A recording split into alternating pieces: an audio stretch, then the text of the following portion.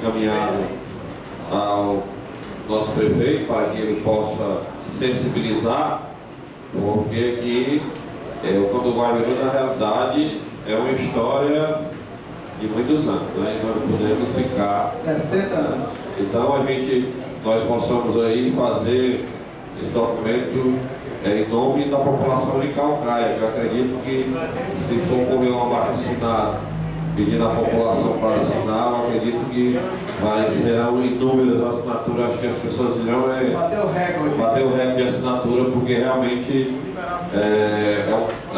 aqui está também presente o Manuel Goulart, também que diversas vezes participa ali da liga ali, né? Então é importante esse campo do Guajiru, o campo da Independência, como também o campo do Alto do Garrote, são os campos tradicionais que realmente são uma praça de esporte muito ao longo dos anos, que sempre tem esses torneios tradicionais, tem os campeonatos também, que por muitas vezes eles passam por dificuldade ali para manter o campeonato, porque o esportista passa por muita dificuldade ali, mas eles estão ali sempre na ativa, né? Então, pedir aqui a Vossa Excelência, doutor Alberto, que é advogado também, que possa se inteirar da situação e fazer um documento para que a gente possa, eu acredito que todos os vereadores,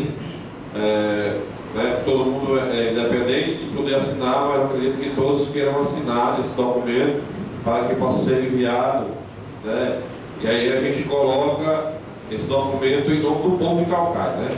Porque nós que estamos aqui é porque o povo votou na gente e quer a gente como representante. Então nós somos os legítimos representantes do povo, então vamos fazer esse ofício em nome do povo de Calcaia para que a Prefeitura Municipal de Calcaia tenha interesse nesse determinado imóvel para que realmente continue aí ao longo dos anos os nossos filhos, netos, futuros de Calcaia usando essa belíssima praça de esporte que tem ali no Guajiru.